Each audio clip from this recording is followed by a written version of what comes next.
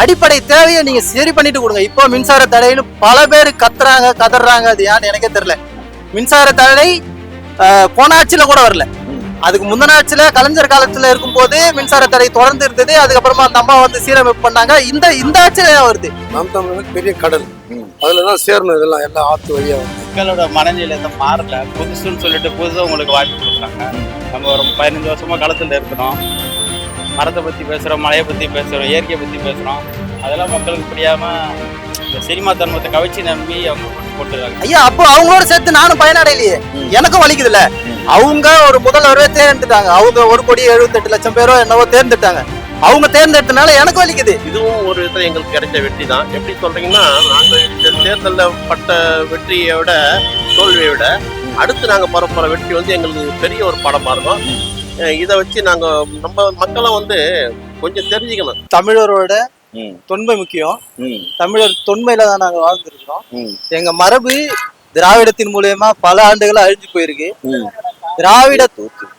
திராவிட பழக்கம் வந்ததுனால தமிழர் நாங்க அதுல இருந்து விடுபட்டு வந்திருக்கோம்.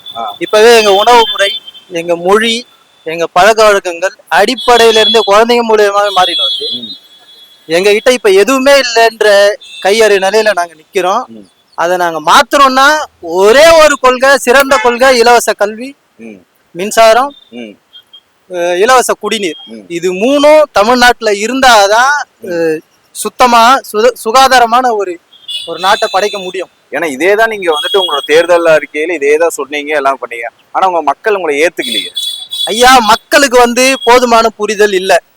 எல்லாருமே சொல்ற மாதிரி கவர்ச்சின்னு சொல்றாங்க. அதுக்கப்புறமா ஆட்ட நாயகனை பார்த்ததுக்கு அப்புறம் கையை தூக்கணும், காலாட்டணும், அதை மட்டும் சொல்றாங்க. என் பின்னாடி இருந்த பெரும்பான்மை மக்களும் இந்த மாதிரி என் கூட இருந்தவங்களும் இன்னைக்கு பல பேரு மற்ற கட்சிக்கு வாக்களிச்சிருக்கிறாங்க. அவரை முதல்வராக கூட மாத்திட்டாங்க. ஆனா அதனாலலாம் நான் என் தமிழையும், எங்க அண்ணனையும், இந்த கட்சியையும், என் நாட்டையும் விட்டு போக முடியாது.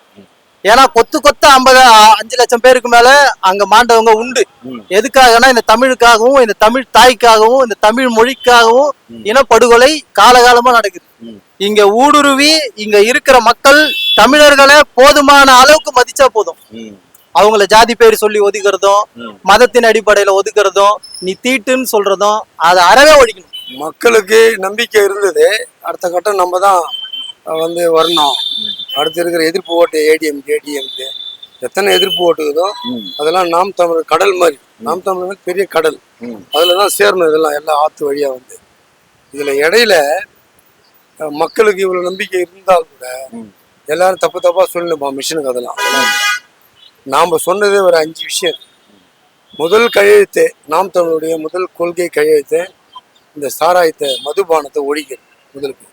2வது தூய்மையான குடிநீர், தடையற்ற தூய்மையான குடிநீர் இலவசமா தரதா சொல்லியிருந்தோம். 2வது பாயிண்ட். 3வது தரமான கல்வி, உலக நகருக்கு கல்வியை, நம்முடைய மூதாதையர்களுடைய அந்த வரலாற்றுகளையும் இந்தியாவில் ஒரு சில வரலாறுகளையும் சொல்லி நல்ல கல்வியை, புரிதல் இருக்கக்கூடிய கல்வியை தர்றதா ஒரு திட்டம் இருந்தது. 4வது உங்களுக்கு தரமான மருத்துவமனை. எல்லாருமே வந்து அப்போலோ இந்த மாதிரி அந்த பெரிய பெரிய ஹாஸ்பிட்டல் விஜயா இப்படி போறதுனால அதுக்கு தரமான மருத்துவத்தை இலவசமா மக்களுக்கு தரும். அதுல சீமான் உள்பட கட்சியினரும் அரசு ஊழியரும் எல்லாருமே அங்க கக்கன் ஐயா காமராஜர் போன மாதிரி, அங்க ஜீவானந்தம் போன மாதிரி ஒரு திட்டம் இருந்தது. அங்க போய் தங்கலாம், சொர்க்கம் மாதிரி இருக்கும் அந்த மருத்துவமனை. மக்களோட மனநிலை எதுவும் மாறல. புதுசுன்னு சொல்லிட்டு புதுசாக உங்களுக்கு வாய்ப்பு கொடுக்குறாங்க. நம்ம ஒரு 15 வருஷமா களத்தில் இருக்கிறோம். மரத்தை பற்றி பேசுகிறோம், மழையை பற்றி பேசுகிறோம், இயற்கையை பற்றி பேசுகிறோம். அதெல்லாம் மக்களுக்கு புரியாம இந்த சினிமா தர்மத்தை கவர்ச்சி நம்பி அவங்கள ஓட்டு போட்டுறாங்க. ஆனா விஜய் எல்லாம் இப்ப டைலாக் பேசுறாரு, என்னை பார்த்து எனக்கு கவர்ச்சி நம்பியா ஓட்டு போட்டாங்க அப்படின்னு கேட்கிறாரு. இதை எப்படி பாக்குறீங்க? அவரோட ரீசன்ட் இப்ப பேச்சு அதெல்லாம் கவர்ச்சி நம்பி தான் ஓட்டு போட்டுறாங்க. பார்த்தா தெரியுங்களா? யாராவது ஒருத்தர் கேட்டு பாருங்க, எதுக்காக ஓட்டு போட்டாங்க? மூஞ்சுக்குள்ளா தெரியாது எதுக்காக ஓட்டு போட்டாங்க. வேட்பாளருடைய மூஞ்சுக்குள்ளா தெரியாது. தூக்கி போய் விசில குத்திட்டு வந்துட்டாங்க. இதெல்லாம் கவர்ச்சி இல்லாம இருக்கு. அவரோட இந்த 1 மாசம் ஆட்சி காலத்தை எப்படி பாக்குறீங்க? அவர் 5 வருஷம் கரெக்டா ஆண்டுருவாரா? இல்ல இன்னும் 6 மாசம் கொடுத்துதான் பார்க்கணும். ஒரு 6 மாசமாவது கொடுத்துதான் போகணும். 20 நாள் ஆயிருக்கு.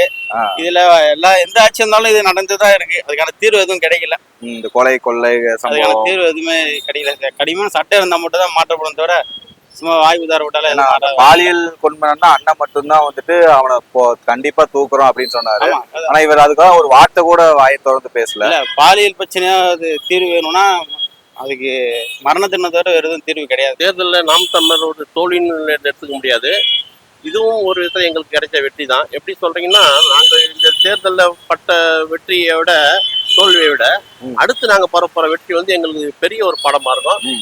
இதை வச்சு நாங்கள் நம்ம மக்களும் வந்து கொஞ்சம் தெரிஞ்சுக்கணும். திமுக கட்சி அதிமுக பத்தி நல்லா தெரிஞ்சுக்கிறாங்க. புதுசா ஒருத்தர் வராங்களே, இவங்க நல்லா எப்படி செய்வாங்கன்ற ஒரு பெரிய இயக்கத்துல இருந்த சமயத்துல போய் இவங்க வந்திருக்கிறாங்க. இவங்க வந்து எங்களுக்கு யூக்கலா இவங்க நல்லாட்சி கொடுத்தாங்கன்னா ஜனங்கள் அதை பின்பற்றலாம், தப்பில்லை. ஏன்னா நமக்கு யார் ஆட்சி பண்ணாலும் பொதுமக்களுடைய சாதாரண ஒரு ஏழையுடைய கஷ்டத்தை புரிஞ்சு பண்ற ஆட்சியா இருந்தா ரொம்ப வரவேற்கத்தக்கதுதான். ஆனா இவங்க எப்படி இந்த ஆட்சியை கொண்டு போறாங்கன்றது போதான் பார்க்கணும். ஆரம்பத்திலேயே அந்த ஏற்கனவே இருந்த கட்சிக்கும் இந்த இப்ப நடக்கிற ஆட்சிக்கும் ஏதாச்சும் ஒரு மாற்றம் தெரியுதான்னா எதுவும் தெரிஞ்ச மாதிரி இல்லை.